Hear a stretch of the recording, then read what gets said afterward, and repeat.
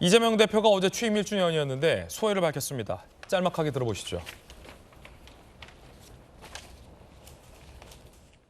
국회 다수당으로서 민주당이 앞장서서 민생 회복의 불씨를 꼭 마련해야 되겠습니다. 우리가 국민의 기대에 충실히 부응했는지 되돌아보면 아쉬운 부분이 많습니다. 이 위안을 막론하고 큰 책임을 느낍니다. 이번 정기국회에 당의 미래와 나라의 명운이 달렸다라는 각오로 다시 한번 신발끈을 고쳐 묶었으면 좋겠습니다.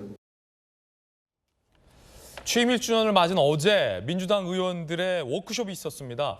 강원도 원주의 한 리조트에서 민주당 의원들이 모두 모였는데 그 자리에서 이재명 대표가 인당수에 뛰어들어야 한다라는 주장도 나왔습니다.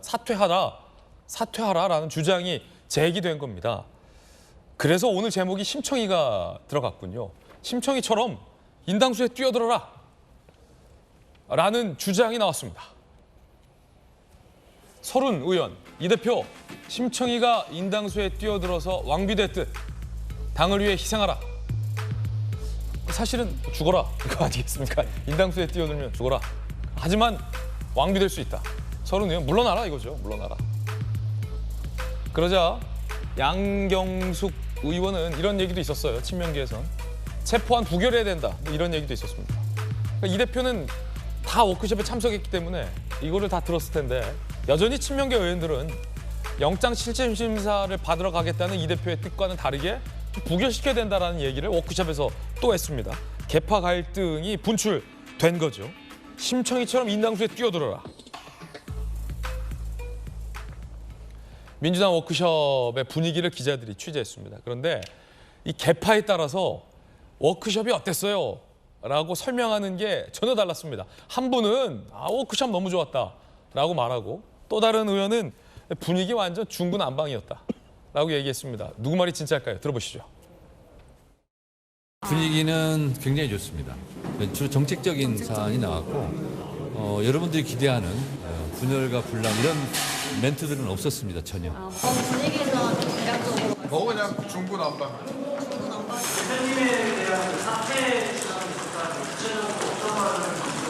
아니요, 대표님의 사퇴 주장은 없었습니다. 본인을 이제 던져야 된다라고 얘기한 거는 그런 의견을 게시한 분이 있었는데 사퇴가 아니라 체포동의안에 오게 되면 당당하게 영장실질심사를 받을 수 있어야 된다 이런 이야기였습니다.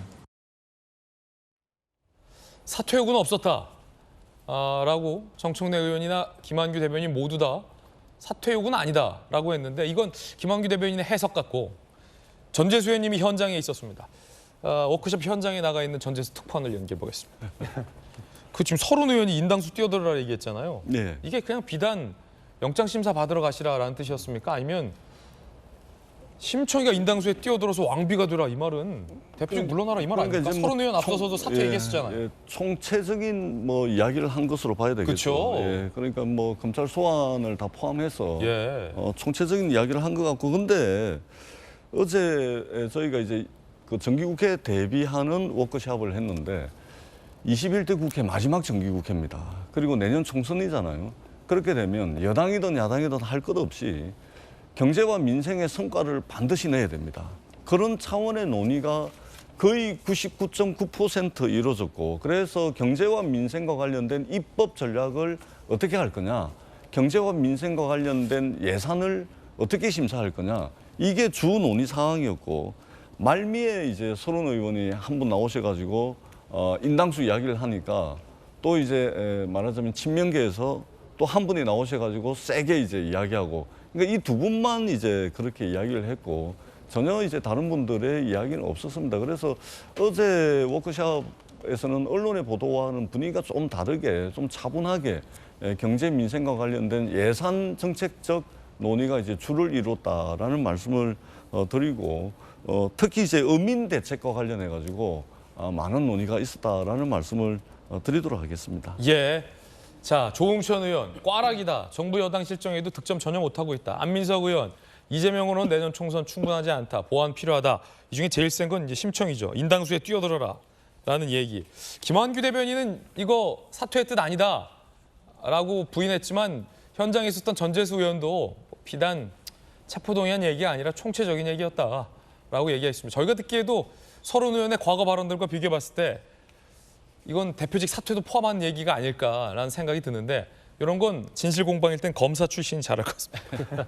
김 검사, 인당수에 뛰어들어라 심청이가 되듯이 이게 사퇴 주장이 아니다라는 김원규 의원. 애써 좀 낮추는 겁니까? 이 발언의 격을? 그 인당수에 빠지라고 했으니까 사퇴라는 얘기는 아니죠. 그냥 인당수에 빠지라는 이야기지. 이게 왜 써서 외면하고 싶은 거예요. 그래서 사실 이제 듣고 싶은 이야기만 듣고 싶은 것이고, 만약 그런 내용이 외부로 나갔을 때 당이 어떤 분열이랄지 이런 이미지를 줄 수 있기 때문에 그런 부분에서 이제 뭐 일부러 듣고도 못 들은 척 하는 거겠죠. 근데 지금 이재명 대표 취임 1주년 됐잖아요. 그럼 사실 기자회견 해야죠. 그래서 당이 이제까지 1년 동안 어떻게 했고 무엇을 했고 결과물이 뭔지 또 앞으로 내가 당대표로서 어떻게 할 것인지 또 경우에 따라서 내년 총선이 있지 않습니까?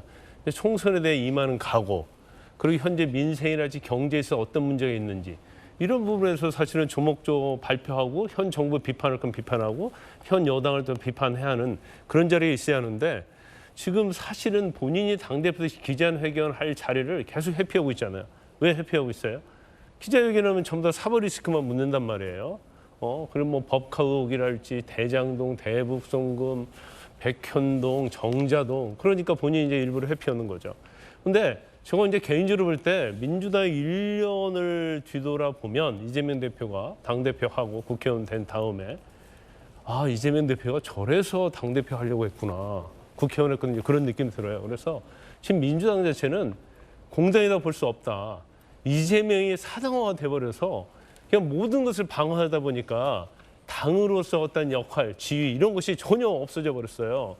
그런데 지금 계속적으로 이렇게 간다고 하면 이제 또 다시 그것이 이제 반복이 되겠죠.